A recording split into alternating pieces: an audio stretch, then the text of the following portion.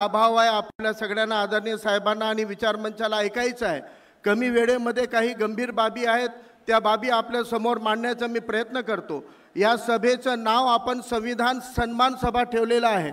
आता ज्या ज्या महामानवांना आपण अभिवादन करत आहोत, त्या सर्व महामानवांनी आपल्याला या देशामध्ये हजारो वर्षाच्या गुलामगिरीच्या बेड्या तोडून जगण्याचा अधिकार दिला। परंतु बाबासाहेबांच्या संघर्षाचं प्रतीक हे आहे की बाबासाहेब आंबेडकरांनी आपल्याला फक्त जगण्याचं नव्हे तर सन्मानाने जगण्याचा अधिकार दिला। हे बाबासाहेबाच्या कार्यकर्तृत्वाचं सर्वात उच्च टोक आहे। आणि तो सन्मानाने जगण्याचा अधिकार भारतीय संविधान या भारतात जन्मणाऱ्या प्रत्येक नागरिकाला देतो। म्हणून आपल्याला या संविधानाचा सन्मान करायचा आहे, या संविधानाचं रक्षण करायचं आहे। आज जेव्हा आपण संविधानाच्या बाबतीत बोलतो, इथं माझ्या एका सहकार्याने सांगितलं की हातामध्ये लाल डायरी नाचवणं म्हणजे संविधानाचा सन्मान नाही आहे। कारण आमचं संविधान हा संविधानाच्या मूल्यामध्ये आहे, संविधानाच्या पुस्तकामध्ये नाही। आम्ही पोथीनिष्ठ नाहीत तर मूल्यनिष्ठ आहोत। आणि या संविधानाने दिलेल्या सन्मानाने जगण्याच्या प्रत्येक स्वातंत्र्याच्या मूल्यांसाठी, त्याच्या संरक्षणासाठी आम्ही हे संविधान सन्मान सभा घेतलेली आहे।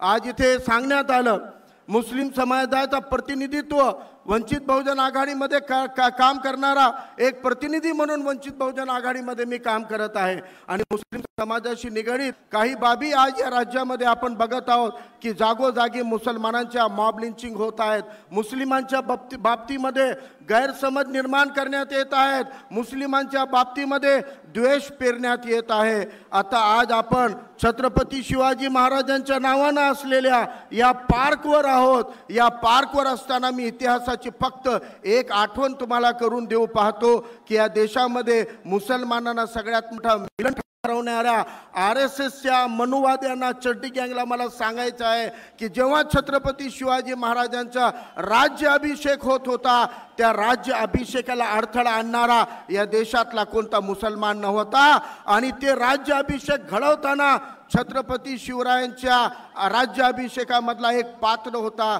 त्या पात्राचं नाव होता गागा भट। एक असा भट ज्यांनी खोके घेऊन राज्याभिषेक केला होता। आज महाराष्ट्रामध्ये अजून एक भट आलेला आहे, तो खोके घेत नाही, खोके देऊन सरकार पाडतो आणि पक्ष फोडतो, घराघरामध्ये भांडणं लावतो। छत्रपती शिवरायांच्या एकूण कारकिर्दीमध्ये स्वराज्याची संकल्पना आणि बाबासाहेबांच्या समतेची संकल्पना जोडल्यावर संविधान भेटतो। आणि संविधानाचा सन्मान करताना मुसलमानांच्या बाबतीमध्ये आज बोलताना हे चड्डी गँगचे लोक आता मुसलमान शब्द वापरत नाही आहेत, जेहादी म्हणतात। कोणत्याही मुसलमानाला संबोधित करताना जेहादी म्हणतात, गैरसमज निर्माण करतात। आजच्या या भटाचे 3 प्रवक्ते आहेत, एक टोपीचंद नावाचा आहे, तो का सांगतो की मुसलमानांसाठी भारत हा युद्धाची भूमी आहे, भारत ही युद्धाची भूमी आहे। तो सांगतोय की इस्लाम मध्ये याला दारुल हरब म्हणलेलं आहे। मी त्या मूर्खाला सांगू पाहतोय की मुसलमानांच्या आणि इस्लामचा मूळ ग्रंथ कुराण आहे आणि कुराण मध्ये आणि पैगंबर साहेबांची जीवनी हदीस आहे।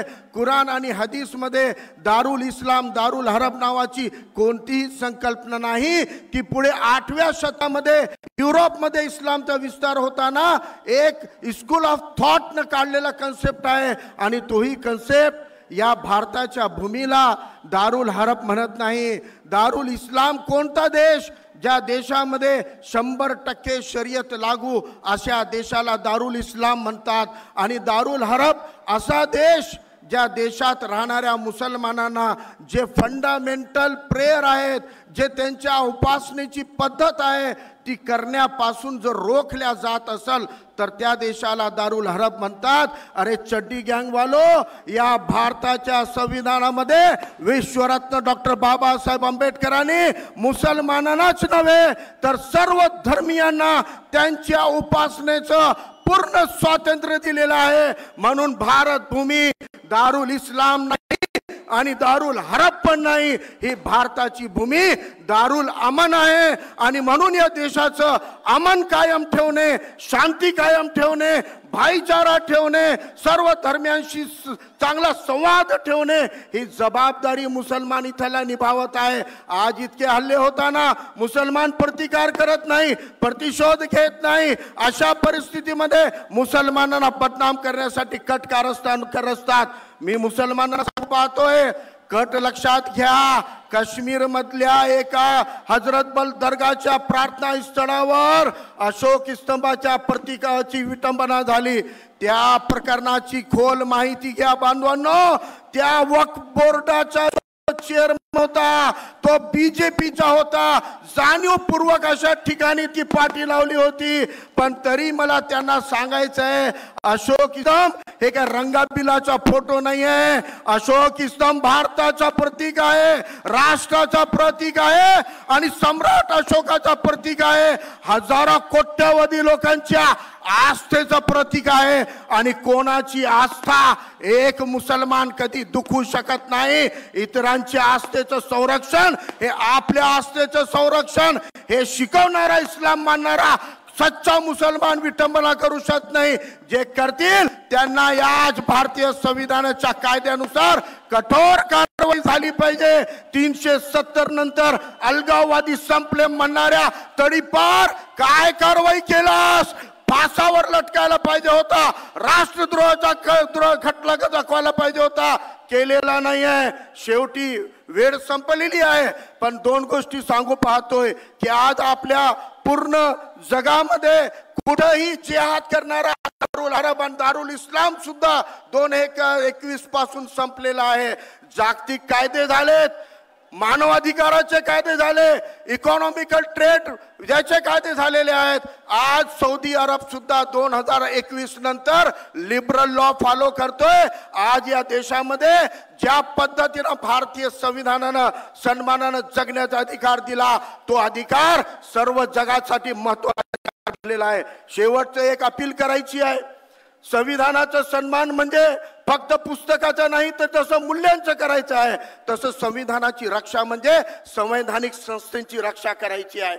आज मला एक सांगायचं आहे, कोर्ट असो, पोलीस असो, सीबीआई, ईडी असो, प्रत्येक संवैधानिक संस्थेवर ये चड्डी गैंग वाले दीमक के कीड़े की तरह लगे हुए हैं। इसलिए हमको इन संस्थाओं की रक्षा करना जरूरी है और इन संस्थाओं की रक्षा करना है तो आपको चुनाव की राजनीति और वोटिंग के अधिकार को इस्तेमाल करना पड़ेगा। जुने लोक सांगत होते की जर संकट आलं 4 पैसे घरात ठेवा, साप निघालं तर काठी ठेवा। आज मी मुस्लिम समाजाला, ओबीसी समाजाला सांगू पाहतोय, संकट येणार आहे, चड्डी गँग संकट आणणारच आहे। आपल्या गावात, आपल्या शहरात, आपल्या जिल्ह्यामध्ये लाठी काठी नाही ठेवली जमेल, पण प्रत्येक नगर परिषद, नगरपालिका, जिल्हा परिषद, महापालिकेमध्ये वंचित बहुजन आघाडीचे 5-10 नगरसेवक निवडून आणा। हे तुमच्या संरक्षणचं, संवैधानिक संरक्षण करण्याच्या जबाबदारी घेतील। ज्या गावामध्ये आपल्या संवैधानिक अधिकाराची रक्षा हवी, त्या गावामध्ये वंचितचे कार्यकर्ते निवडून आले पाहिजे। हे तुमची जबाबदारी आहे, लक्षात घ्या।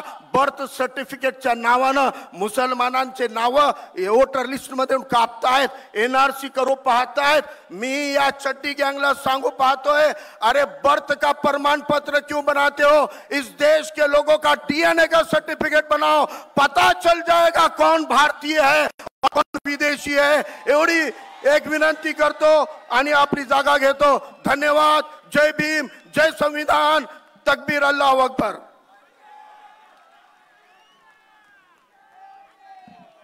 धन्यवाद सर, अतिशय बुलंद आवाजात अतिशय महत्त्वपूर्ण आपण विचार मांडले त्याबद्दल। पुढे धैर्यवान पुणकर साहेब।